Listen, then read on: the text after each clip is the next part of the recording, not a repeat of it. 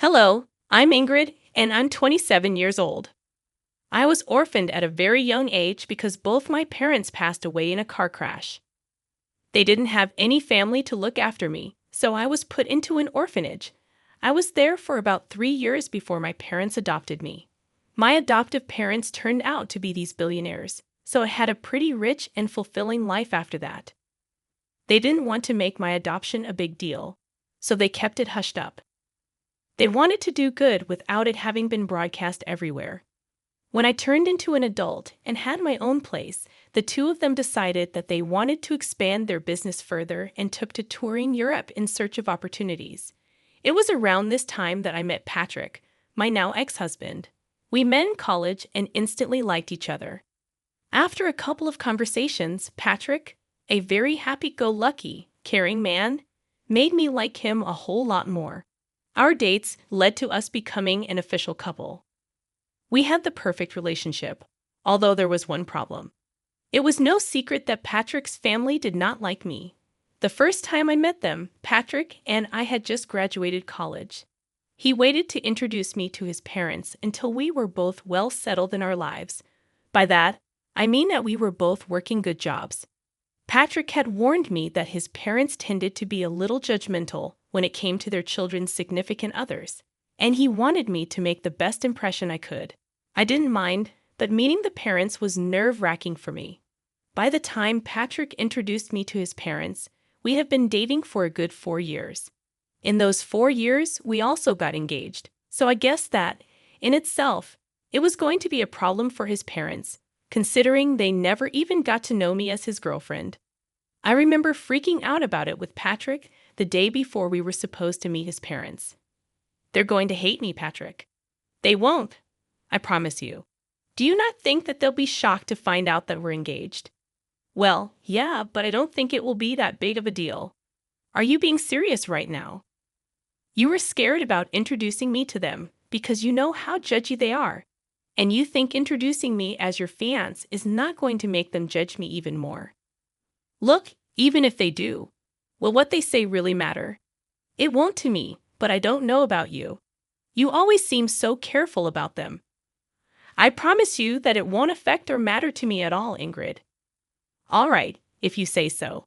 But do you think maybe we should just not tell them we're engaged, and then, like a month or so later, we should tell them? Will that make you feel any better about this whole thing? Because I have no problem with either of the options. I think we should hide it just in case. I'll do anything to get on that good side. You have nothing to worry about. I'll be there with you no matter what. Thanks, sweetie." The only reason I had been freaking out so much was that whenever I suggested that Patrick tell his parents about me, he would make a whole fuss about them not going to approve of me. Now, at this point, I began to kind of understand why. You see, Patrick's family were pretty rich, and they loved to live lavishly. They wanted that for their children as well, and the only way they accepted their children dating was if they also mingled with people who were as rich or even richer than them. The way I was living back then was by no means rich according to their standards. I hadn't told Patrick about my family because I didn't see the point of it. Plus, by the time I figured out why he was so adamant about not letting me introduce myself to his parents, I felt like it was even more unnecessary for them to know just who my father was. I wanted them to like me for me and not for my money.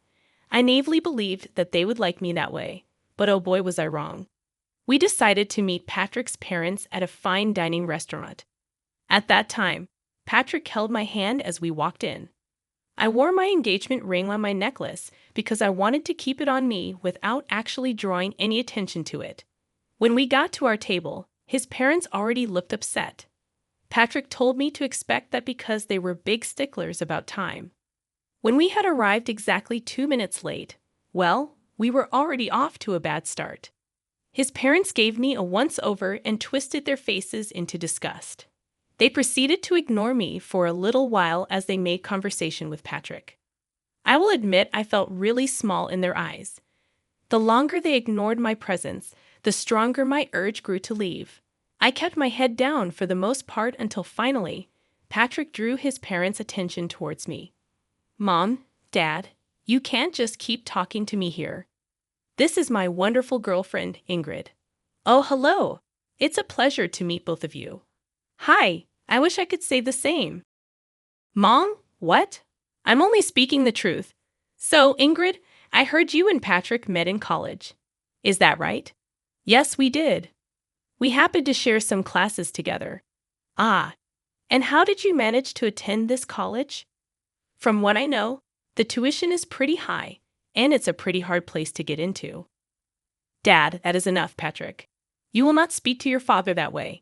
He's asking a very valid question, Ingrid. Please answer him. Well, I got a full ride there.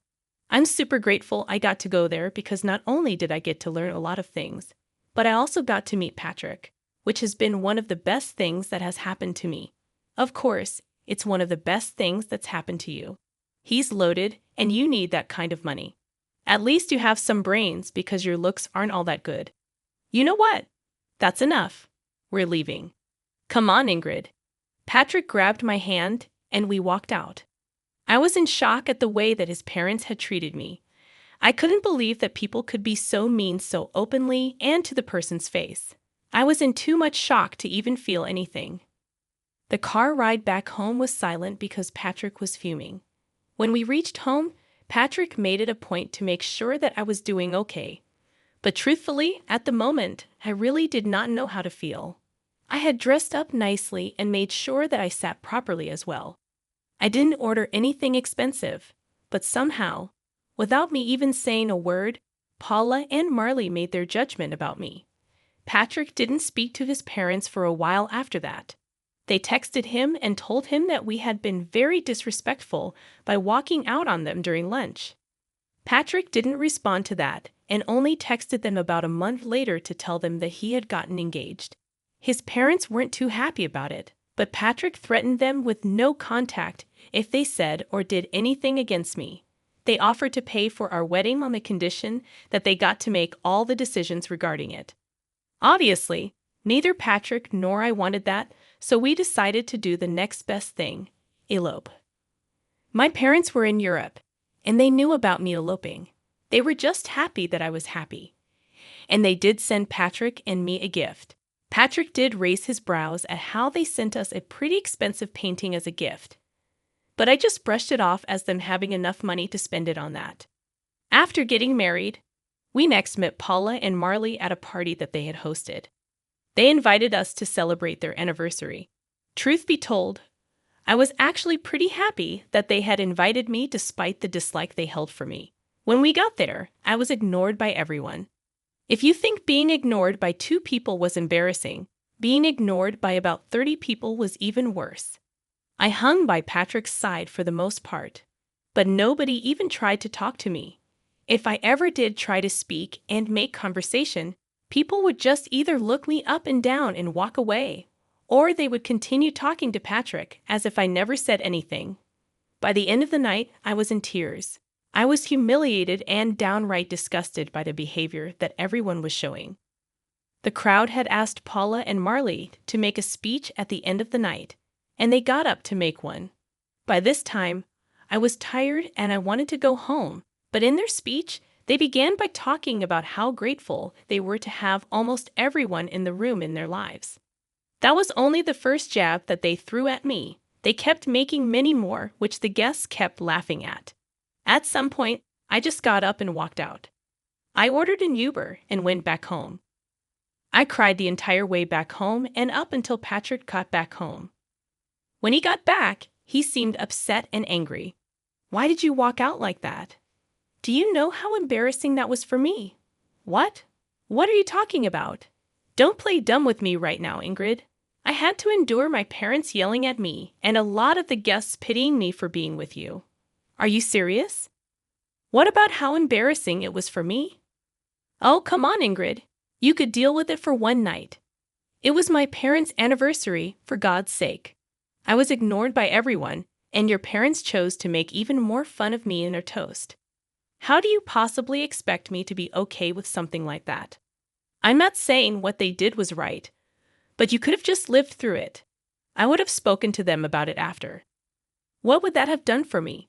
I don't like being put in positions where I'm only being humiliated, Everyone was laughing at me.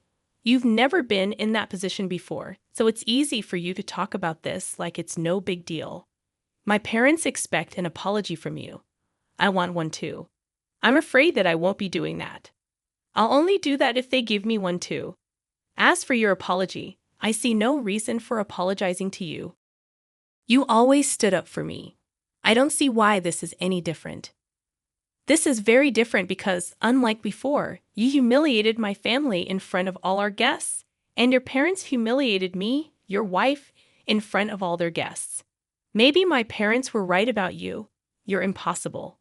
With that, Patrick went to sleep in the guest bedroom. I couldn't understand why he had a sudden change of behavior. Was it really that bad for him after I walked out? He was always the first person to stand up for me, especially considering the fact that I was usually bored with whatever his parents had to say about me. For me to walk out should have been the biggest signifier of just how bad they made me feel. Yet Patrick didn't seem to care about that. Patrick didn't talk to me for the next week. I also got a lot of texts from his parents, calling me ungrateful and an embarrassment. I tried to talk to Patrick, but he refused to. Eventually, I decided to give in and apologize to both him and his parents. Even that felt humiliating, but I was willing to go through it because I loved Patrick, and I didn't want this to be the hill I died on. Things after that only got worse for me. Patrick's parents retired and spent a lot of their time hosting family dinners. They hosted it once a week, and Patrick was always invited. The first time they hosted it, Patrick brought me along with him to their house. As soon as I stepped in, the atmosphere in the room got awkward. Paula was busy getting ready, so she didn't see me immediately, but Marley and the rest of Patrick's siblings awkwardly glanced at me. They didn't talk to me, and Patrick left me to stand by myself while he caught up with the rest of his family. When Paula came downstairs, she saw me and practically flew over to me in rage. "What are you doing here?" "Excuse me?" "No, I will not excuse you. What are you doing in my house right now?" "Well, you invited us for dinner." "Wrong. I invited Patrick because it's a family dinner. I'm Patrick's wife, so I'm a part of this family, am I not?" "Absolutely not. An orphan like you deserves no space in this family." "What? You thought you could hide the detail from us. We do background checks on our children's spouses, and you are not in my son's league whatsoever. I will never accept you here." "Why not?" "That can't be the only thing that determines whether I get to be a part of your family. You're ugly and poor.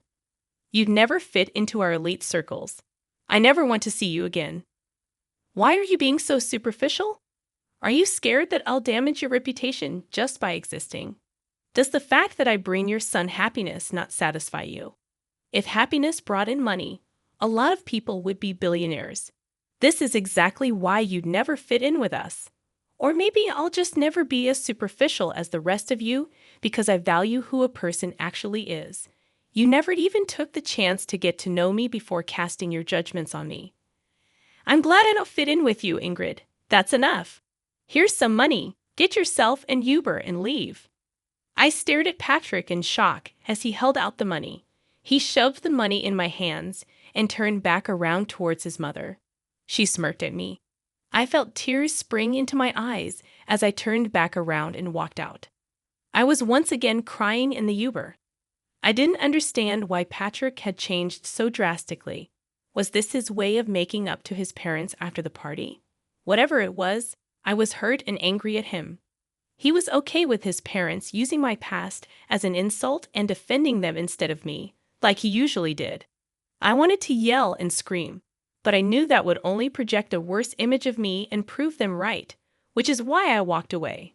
I tried to think if anything I said was out of line, but I really did not see anything wrong. I was merely standing up for myself, calmly might I add. After Patrick came back home, he went back to not talking to me. My heart was breaking, and I felt so alone. I knew that he expected another apology, but I couldn't bring myself to do it like the last time. Paula had blatantly insulted me in the worst way, and Patrick was angry at me for it. If anything, I expected an apology from him. For the next 2 weeks, Patrick and I didn't speak to each other. It was hard at first, but I got used to it. Eventually, the dinners his family hosted still happened, and about once a week, I was all alone at home, which I truthfully did not mind. On one of those nights, my parents video called me. Hey, honey. Hey, sweetie. How's it going? Hey, Dad. Hey, Mom. Things are not good. Why? What's wrong, sweetie? If you need help with anything, feel free to ask us. I don't think this is something you guys would be able to help me out with, but thanks for the offer. Where's Patrick? Is he not helping? That's the thing. He's part of the problem. Huh? Sweetie, could you be a little more clear about what the problem is? Well, his parents are pretty wealthy and also very snobby. Oh, I hate those kinds of people. Tell me about it. Anyways, they thought that I was some poor girl who could never live up to their standards and fit into their elite circles. So they took it upon themselves to humiliate me every time that I met them. What the hell? Oh yeah, and the last time I went over, Patrick's mom decided calling me an orphan was a good insult. Oh, that woman. I'm going to claw her face off. How dare she call my precious child an orphan? Do they not know about us? And what the hell has Patrick been doing in all this? I didn't tell them about you guys because I knew that their opinion of me would change if they knew. And I wanted them to like me for who I was and not for my wealth. As for Patrick, he's siding with them. He thinks that I was disrespectful when I stood up for myself. Honey, are you sure this is the man you want to be with? I love him a lot, but this is not how I want it to be. We haven't been speaking to each other for the last 2 weeks, and I'm surprisingly okay with that. All right, sweetie. I'll get you in touch with one of my friends over there. As for your worry about us not being able to help you out, I think we might actually be able to help you get a little sweet revenge. Huh? What do you mean? Your dad and I are coming there next week. We wanted to take you and Patrick on a vacation, but now we can just take you. More things for us to do together, I guess. Really? Oh my God, I'm so excited to finally get to see the two of you in person. Again, that was a real pick-me-up. Finally, I felt happy after so long. The three of us continued to talk for a little while after that. Dad elaborated on his plan to help me. After a little while, he asked me where these dinners of theirs were being held. And as far as I knew, they took turns hosting in their house and at restaurants. Conveniently, the week that my parents were coming, the dinner was going to happen in a restaurant. I needed to get information on where exactly this dinner was going to be held so I could provide my parents with the location. Thankfully, I had Patrick's email logged into my phone. And if there was one thing I knew about Paula and Marley, it was that they loved to email everyone everything. It wasn't that hard to get the location, and I gave it to my parents. At the same time, my mom's lawyer friend contacted me, and we got started on the process of filing for divorce. My parents landed in the States and decided to check into their hotel, where I met them. We had lunch together, and then the two of them sent me on my way for a spa day that they entirely paid for because they thought I deserved it while they got ready to get revenge on my in-laws. My parents walked into the restaurant that Patrick and his family were at. According to Dad, when they approached the table, Marley and Paula began to murmur among themselves as they recognized just who he was. Mom told me that this was how the conversation went. Hello? Oh my gosh, Mr. Burns. What brings you here? Oh wow, I just happened to see some familiar faces, and I figured that I could drop in and probably dine with you. Familiar faces? Who are you speaking about, Mr. Burns? Well, I see Patrick. Me? Well, hello. A pleasure to meet you. You, my daughter, has spoken a lot about you. But speaking of my daughter, where is she? Your daughter? I'm afraid you're mistaken. I don't think she's here, but she should be, right? I'm sorry, Mr. Burns, but we didn't even know that you had a daughter. Of course I do. And she's married to Patrick. What? I'm sorry, but I think you're mistaken. Yes, his wife's name is Ingrid, and she was an orphan. Yes, I do know that, and that is why we adopted her. Excuse me? You're her dad? Yes, and from what I see, she isn't here. She's been telling me that there has been some problems with her in-laws, but I see what the problem was. It was you. No, she was the one who hid this huge thing from us. If we knew, you would have treated her better.